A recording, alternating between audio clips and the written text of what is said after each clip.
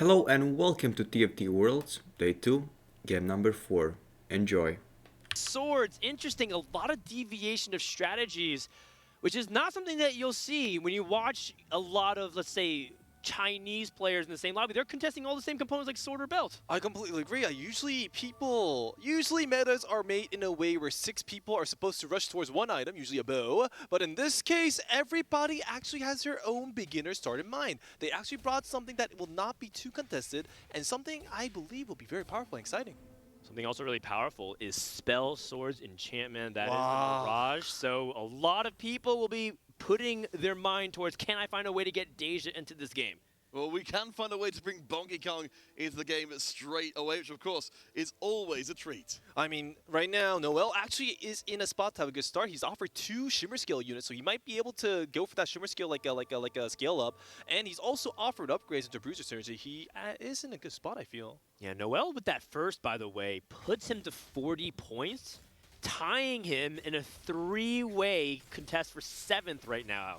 So that was a huge first that we witnessed, by the way, as he does pick up Jade as well as Olaf. So some really interesting choices. What? As well? That's a fascinating choice, but many people have choices right now. What else do we have?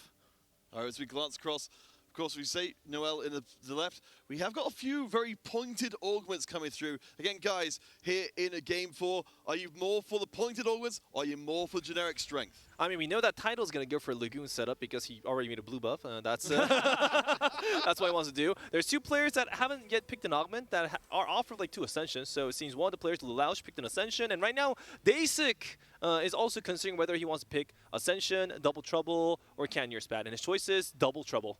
Yeah, I think it makes sense. He has a Zeeks already. Daisy can commit to that. Let's take a look with AMD from the USA as he's starting with Cluttered Mind. Wow. Doesn't want to make this Leona or this Malphite 2 just yet because it would also mess up his Benter ring.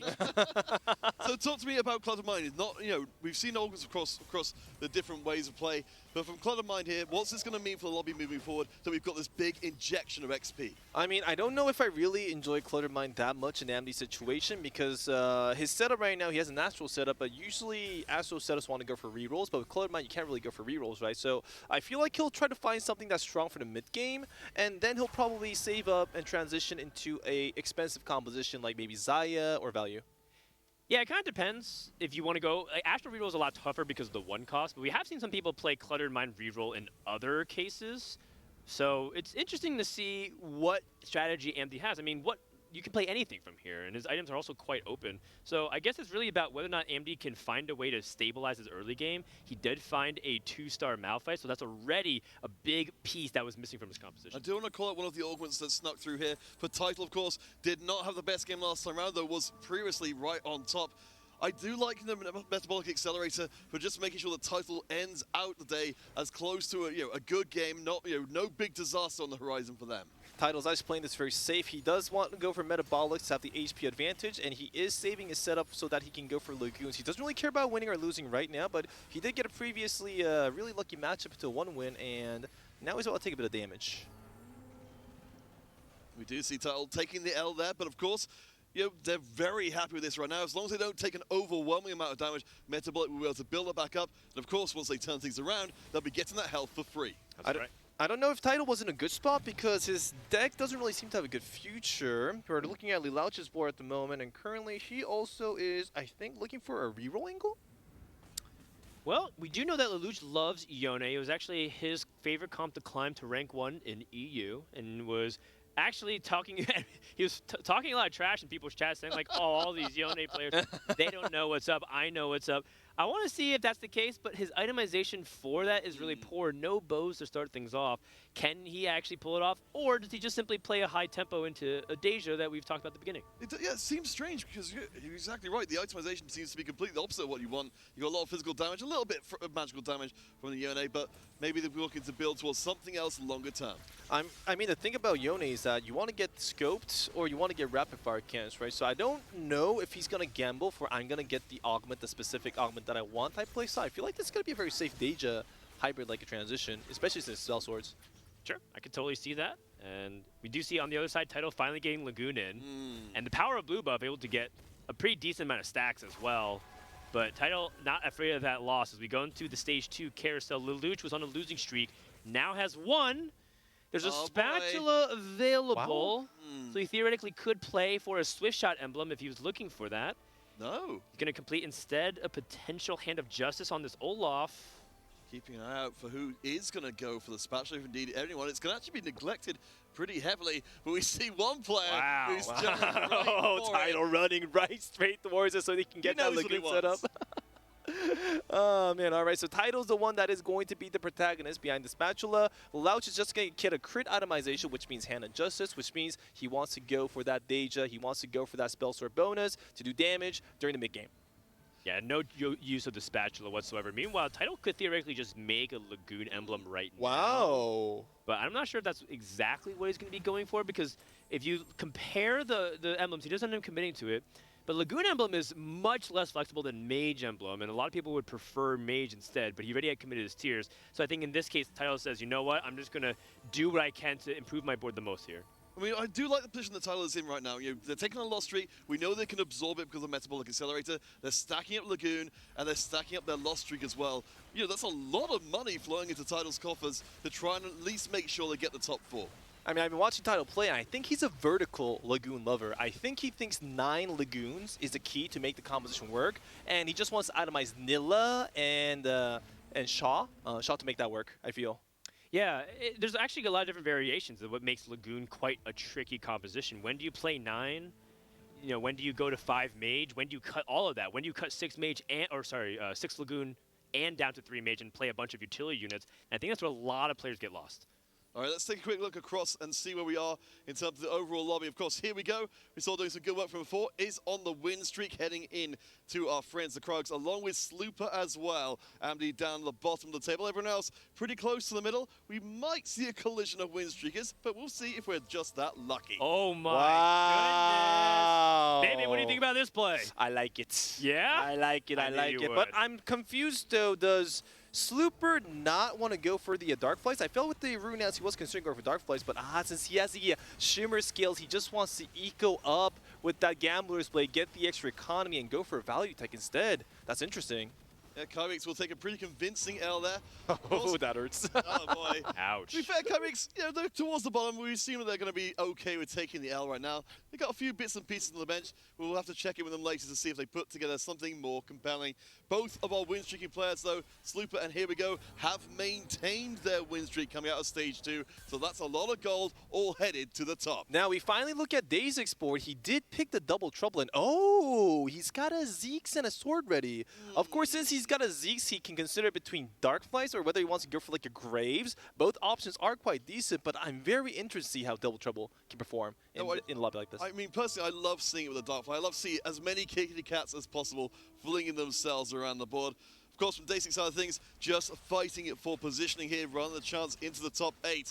But still, a strong showing and a game 4, one more to come. Oh, well, no, I suppose round 9, game 4 of the day is still worth something for them. I want to comment Dazek's positioning. He actually positioned to a maximum where he can get the most number of spells by putting both Malphites in the back and one Zac on one mob and the other Zac on the other 2 mobs. That's actually really, really good and clean. Dazek's is very clever in general. You saw in the previous game where he was somehow found his way into like a later Lagoon and outplayed somebody who had early Lagoon and went 9 and hit the Zoe 2 and Bar 2. This is what people expected from Dazek to be able to pull out coming into this weekend. Unfortunately, it hasn't gone his way, but you see the shreds of evidence that people were right about him. Yeah, That is correct. There was so much hope behind Dazek coming in. I think we see those flashes of brilliance. I do have to wonder if Dazek may be flying just a little bit too close to the sun. I think particularly after the weaker start, not having the ability to play safe at all. I mean, this is going to be the most important round for Dazek. Not winning this fight, but the next fight, 3-2. Will he hit level 6 and then start rolling for the Dark Flight units, or he's going to greed a bit more and try to go for a Grave Seraphim composition? I'm very curious to see exactly what decision Dazek makes here. Yeah, I think I leaned more towards the Dark Flight just because it's a lot easier to roll for, and you can get online much sooner. But we'll see as we come across the 3-2 augments. Let's find out what's in store. All right, well, we'll be looking out to see, particularly if we do get anything relevant. Oh, another the combat setup augment. It looks like we have got some fairly generic ones. We've got, of course, more scale scores creeping in. We are seeing the rerolls. Our players know how important this next section of the game will be. Title got high tide. Wow. The Easy Lagoon Master. peasy. Does he want that or a component grab bag? It's kind of tricky based off his situation. He ends up going with component grab bag. Oh, nice catch. And that's only because I think he's really behind on the items. He finds a belt, which is huge. Now he can make ZZ Rot. This is exactly what I was thinking about. His front line could use a lot more support. Although, actually, I realized he might save that instead for Morello. So now he actually has a couple of tough choices. So we'll keep an eye on what Title ends up doing. Of course, again, they are trying to ride things out, taking a controlled descent into the later game. We can see already they're up above 50 gold. They've got the big old streak going in. They seem to be where they need to be, if perhaps not the items they need to be. I mean, Title's situation is really interesting. He does have the metabolic, so his HP is actually not that bad. He has a full win streak going on, so he has a full loss streak, correction, going on. So he does have a lot of economy, but will this be enough for him to finish off the game? Will he have enough damage? Is actually mainly the most concern that I have. He's gearing up for basically having the best items for everything. A lot of people say blue buff is the most important item on Sohm. ZZ Construct or ZZ Portal is the most important thing you can have on your front line, and Edge of Night is the most important thing you can have on Neela. So he has all those things. Wow, good. It's really about whether or not he can piece that together for a really consistent run in the mid game. This is a really interesting unit to think about, but it seems like it's bait. What do you think, Bebe?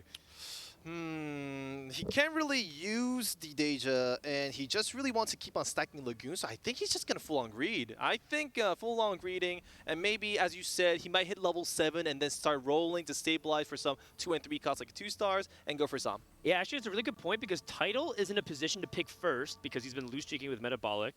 He's also at 70 out of 80 for Lagoon, so he should be able to get to the 80 mark, get a component, and that might be able to help him spike again. If he gets a belt or a rod, he can play immediately off of that component, off the Care Stone, get another spike without having to roll. One player we do see trying to punish that kind of behavior is Noel here. They've got themselves a big old bonky bro who's going to be able to tear through. That's the kind of damage a Metabolic Accelerator can't shrug off. Yeah, agreed. This is definitely really tough for Title. You can see he's already pre-leveling, getting ready to roll some, or at least go to 7. The question would be whether or not he rolls, and also what's going to take off the carousel. Does he complete another ZZ Rot and play off this bow? He's going to start working on Morello instead, and I have to agree with it because I think he's lacking damage.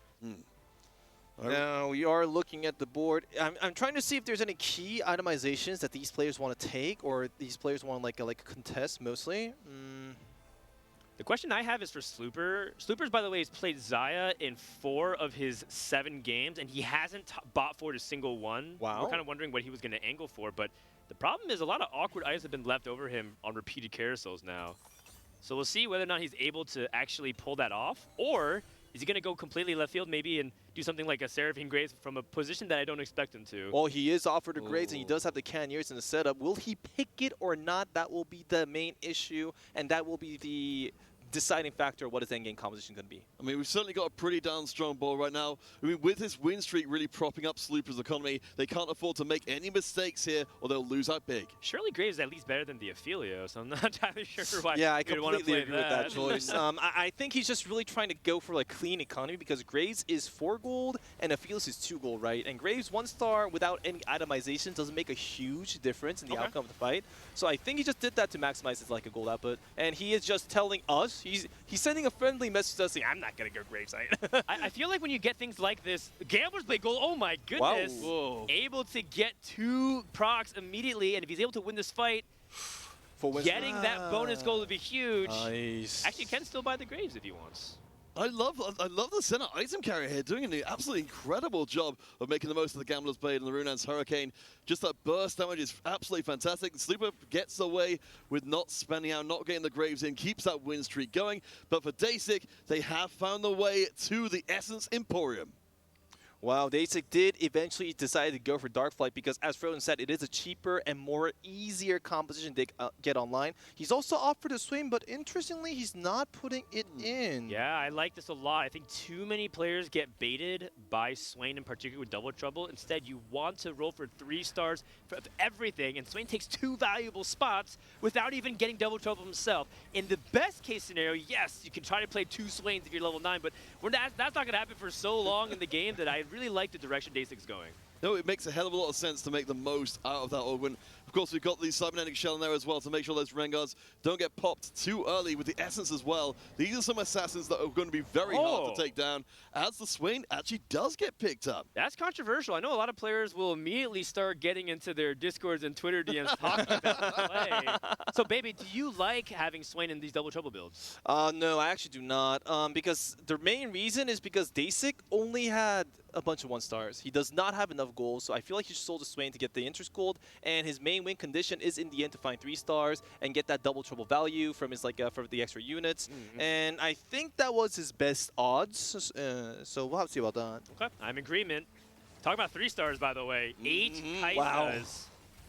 on the board. Kaivix is picking up orbs. Oh, no! Do you want to actually be picking up orbs? He was Because also offered a fish build. from his 100 Lagoon cash out. Sometimes I'm just like, maybe the Kaisa's in the orb. You never know. Oh boy. So gonna do a little bit of rolling. Kavix currently seeing themselves pretty okay towards the bottom, but not exactly where they would need to be. There is a 3-star. It cost them nearly all their gold to get it online, but finally she has arrived. Oh, you know what? He already had 8 Kaisa, so he probably would have 3-started anyways. So nice job there. Kaivix is really experienced. In fact, he was one of the first players playing Kaisa reroll even before she became popular at the very beginning of the set. So he understands his composition very well. He's a reroll expert. He's not slamming the components immediately, commits to a Protector's Vow instead. Interesting choice. Oh, for this version of the very fight. interesting item choice there. I was thinking that he would maybe go for the Archangels because he does have a healing augment, so you might not have to worry about tank value too much. But he actually decides to keep the item slot on Kaisa open. What could that be for? I think he wants the Jewel Gauntlet so he can crit so much high base AP already through Dragonmancers that he wants to be able to eliminate things very quickly. But we'll see what the augment does. Maybe the augment changes everything. Whoa! That's it. That's what I'm talking about. Good this year. Yes! He already has Blue Buff Slam though, so Blue Battery is not what he Not wants. Title's looking at the golden egg. He has metabolics. Do Will it. he be able to go Do for it? He can also utilize Binary Airdrop. Lagoon prints so many items, and he has Component Grab Bag. He could theoretically get so many items. Also, we talked about how they love spats in that composition. Earth's Grab Bag too, the only augment that can really give you that. Dasik also offered the golden egg. He puts both hands on his face. Of course you pick it. Of course. You're Dark Flights. The problem is Band of Thieves. Oh my Picked God! it! Dasik with the golden egg. Let's do it. Egg. This is what we're here for, Dasik. At least go out on it with a big kaboom. I mean, this isn't ridiculous. Dasik currently has one of the strongest mid-game composition in the game. His itemization and augments are pretty decent to make it happen. He might be able to survive enough to proc the egg, and the egg is a bunch of Force of Natures and a bunch of rare itemizations. He might do it. He's going to need to win these rounds, so otherwise it's going to take such a long time. The Rengar gets blown up. We have got ourselves a couple of Swains brewing on the bench. Dasik takes the L here, but it's not as devastating as... Oh! will it? No way. No way. Dark No Fight way. it. No way. No! Ah. Almost, though. Very close. And every win, like you said, is so crucial because it reduces that counter for that golden egg. You usually want to get 2 wins so you can cash it out before the stage 5 carousel. But, I mean, if you're able to get multiple wins, that is why Dasik's rolling. He's trying to see if I can reduce that counter as fast as possible. All right, now we're looking at the Amdes board, and he currently... Oh, he has a good setup for Zaya Shyvana. He has the itemizations ready for Zaya. He has a Zeeks for it as well, too. AP itemization for Shyvana. This is a perfect setup. He just needs to find it. Okay, and he's Shyvana's good in. augments for it as well. But he doesn't roll for it. Interesting. I guess he does have a Soraka chill greed a bit more. I mean, Abdi's still in an okay spot. 55 HP left in the mix. Not in any danger of being eliminated. In fact, the whole lobby is still looking relatively healthy. Oh god, this Zyra is gonna hurt like crazy. Everything is lined up beautifully in the back. Ouch! And now the front line is gone. Shyvana did not crash fast enough, but Wait it looks a like the second. back line is getting targeted. This is just a Varus 1, by the way. Wow. It is questionable. Bebe was like, why is he not rolling? Amdi just took a huge loss. I mean, I think the situation's not really that bad. His augments are... I mean, the economy he got from Clustered is very significant, so he has a lot of gold to work with. And he did manage to find Cybernetics in the end, which is a very good itemization, augment to work with component grab bag. So I think Amdi's spot is going to be good the moment he spends his gold. EMEA still looking pretty okay coming out of this situation. Of course, Lelouch on a 40 points shared with Noel, certainly trying to fight the way back up. Titan, of course, leading the pack with 43. As Lobby 3, why, there's something fascinating going on here. Yeah, I don't really notice immediately off the top of my head if it's like a really like if this was like 3-3 or something and I'm missing it, but it looks like Huxing is full streaking with 7 Jade and Whispers. 16-round win streak. Oh, Easy six, peasy. he's at 100 HP. 16 win That- streak. that's That's pretty why. Just noticed. Wow. Not bad, not bad.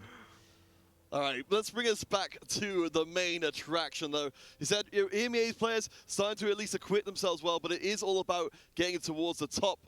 And here we go right now is the top player. I mean, Noel's build is really funky at the moment because his items, as you can see, he has an Ionic and he has a bunch of AD itemizations, right? So it doesn't really give him clean direction. I think he just used Ionics for a filler itemization for the early mid game, but that, you know, takes away his tank itemization. So his composition end game will not be that strong. We'll see. Well, he could play for Reforger, but you're right. He is holding on to things like the Whispers, which makes that Ionic Spark a little bit redundant.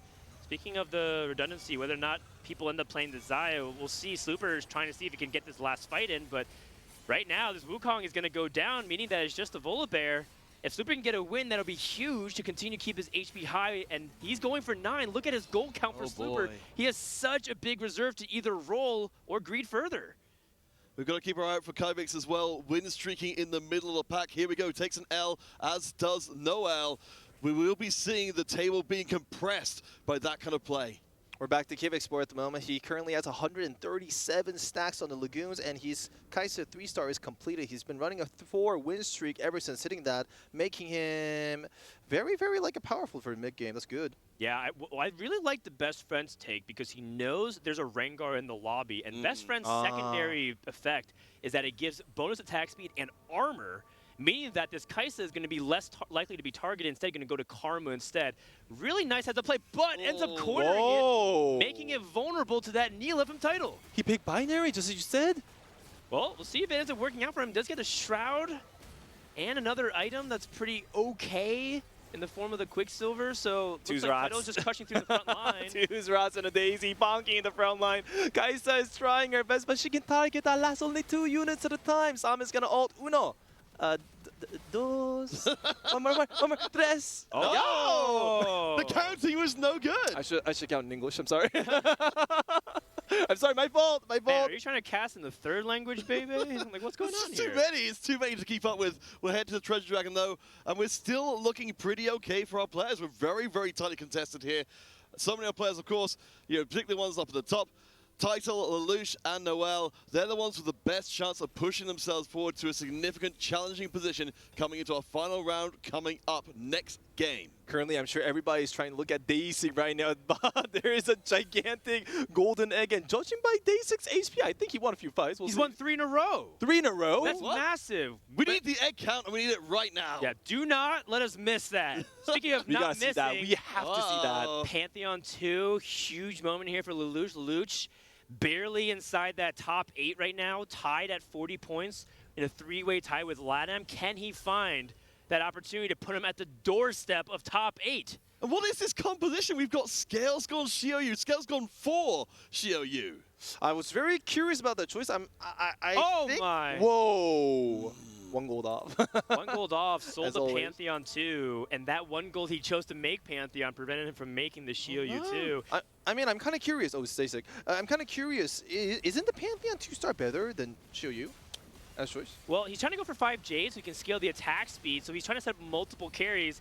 This is also, theoretically, Xiaoyu has always been good into melee carries because of the way the damage reduction works. So I'm not sure. I haven't seen Scale Score Xiaoyu that often ever since they made Scale Score playable with the Dragons themselves, trying to increase more flexibility. You can see why that is. Wow. Xiaoyu is still really good, even when you're playing with Scale Score. If Daisy won that fight, he would have procced the egg instantly at Treasure Dragon, but that is a bit unfortunate. That's gonna hurt. I do like having that much damage reduction and extra bonus damage as well. Xiaoyu 2 will come in as we check in with Daisik. The egg is so close to hatching. We've got a Rengar ready for the perfect drops to make this comp absolutely explode. I mean, Daisy got really close. He found 6 Rengars and 6 Apheliuses, and he's got 6 of everything. Good base for sure. And Wow. it kind of depends on what the egg hatches, right? If it's like the one of each Legendary Dragon plus Duplicators. I'm not sure that's exactly what he's No. looking for. Does he want the triple aura items? But he has like so many items already, it's kind of awkward. So there's a lot of variance with what the Golden Egg can actually get. Not to mention, back-to-back bad matchups into Jades, which is just the counter to his composition because Rengar targets the statues before he targets the carries. That is completely correct. Xiao Siphon is really, really strong against Rengar techs in general because they are the stronger melee carries. Look at that Siphon tearing up those Rengars, and Aphelios tries, but that does no damage. You can see Noel definitely respecting Dasic's power. They're literally wiping sweat from his forehead as they manage to go through. Have we got an egg hatch? No, we don't. We're denied again. Wait, how do we check the timer? I don't know, but I saw a crack in the egg. Oh, crap. Got me really excited. We're amateur paleontologists here. We're going to find it.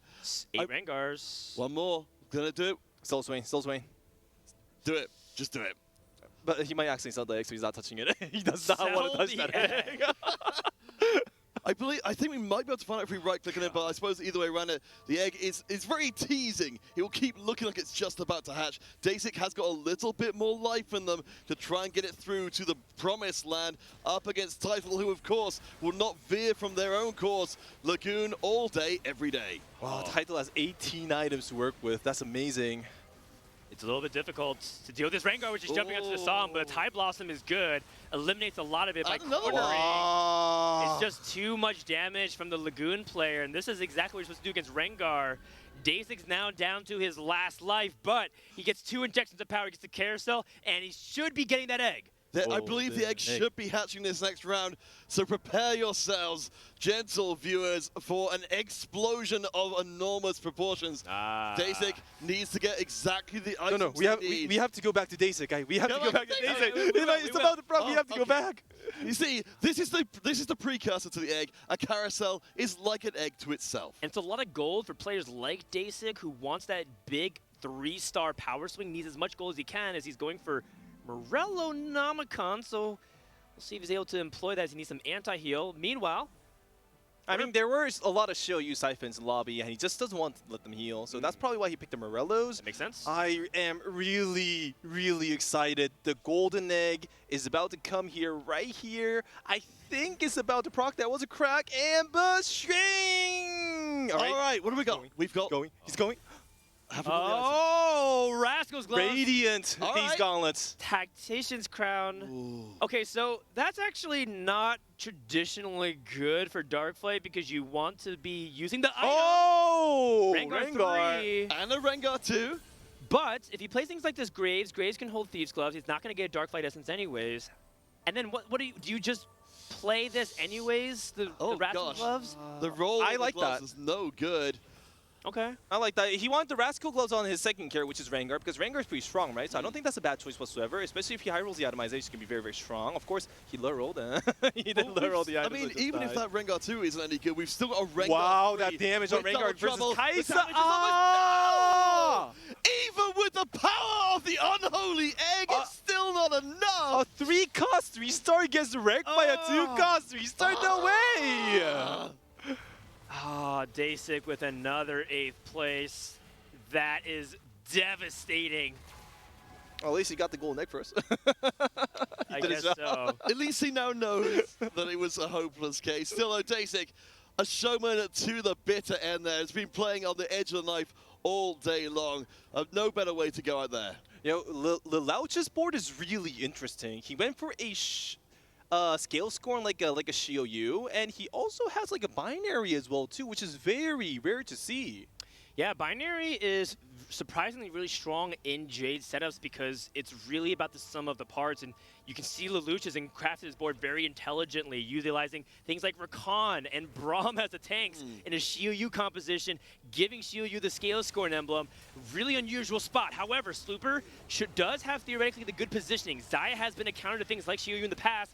Can he get the job done and keep that safe? Slooper is down to 12 HP. Losing here could eliminate him entirely from this tournament from going to top 8. But Xayah is uncontested right now in terms of being attacked. So strong. The Feathers Fly is now starting to stack up, and Xiao just can't get to the back line. A huge win for Brazil's Slooper. Yeah, as you said, massively important for them to hold on. Notable as well, if we're talking about low HP players, Noel is down to 3 HP. They're even closer to the brink.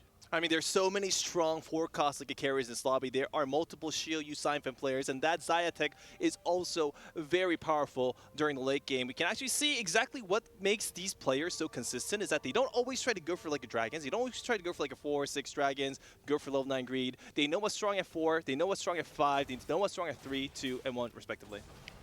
And what a devastating spot here for Noel, who's down to 3 HP. Noel, also one of those players just barely outside the top 8. He needs to be able to maximize his placements here. How can he find a way to get to 6th, maybe even 5th place? His board is also capped. There's not many ways he can actually improve it. Everything is 2-starred.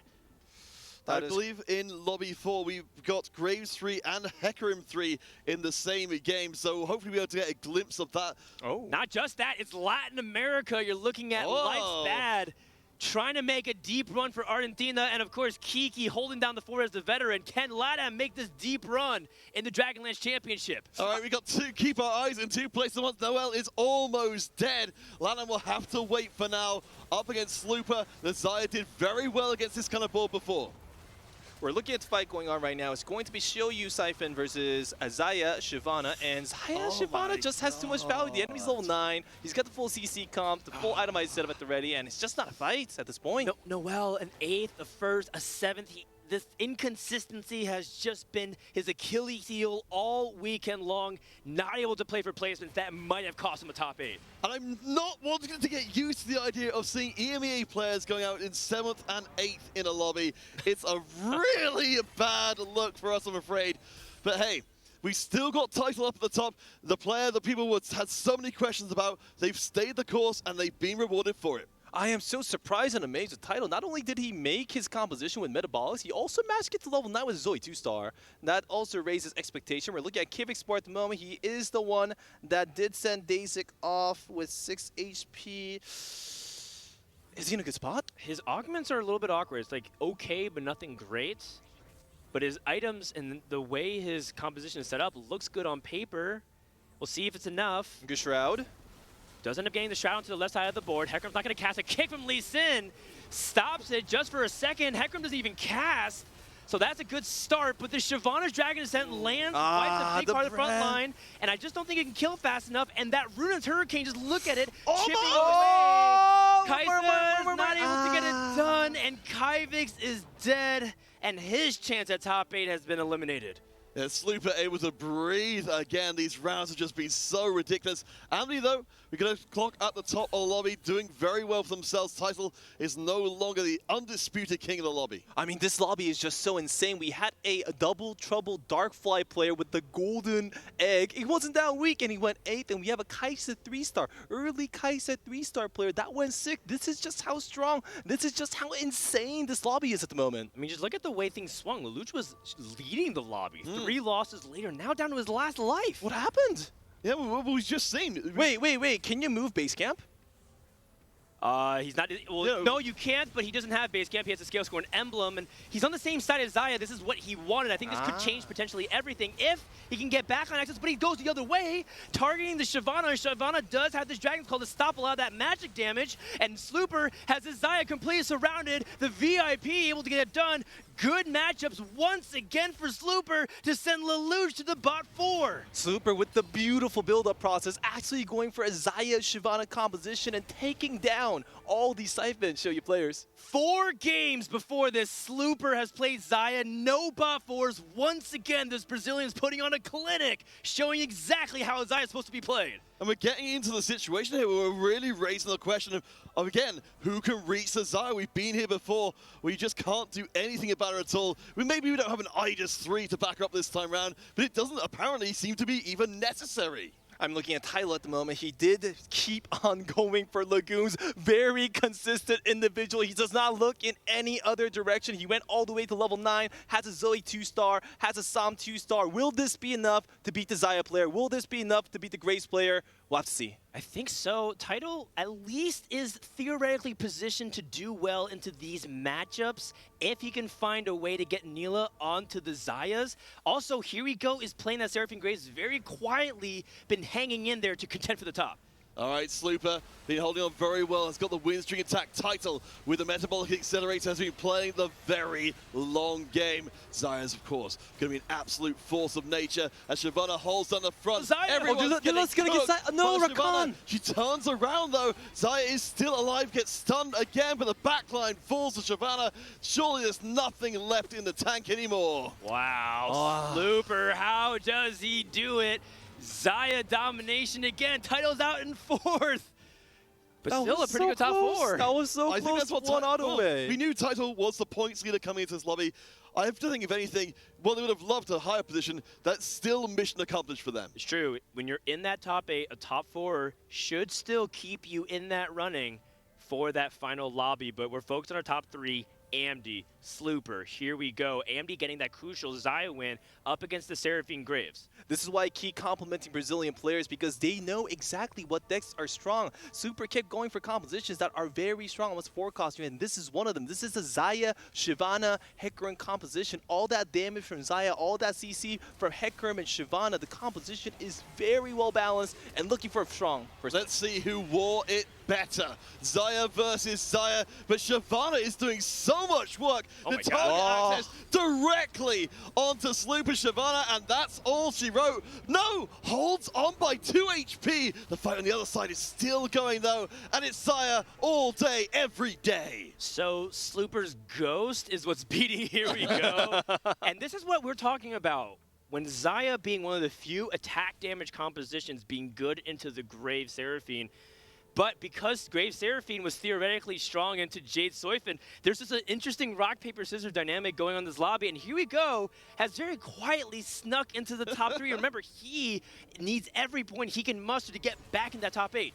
Here we go, currently at 37 points. Slooper currently at 32 points. These players are hungry. These players are desperate to get that first place. They want that chance. They want that like a chance to make it top like an 8 so that they can finally get first for World Championships. Of course, seeing this last item coming in across the campus is going to be very important. Slooper getting a little bit of an extra Seraphine injected. Seraphine 3 for here we go. Surely this is going to swing the matchup.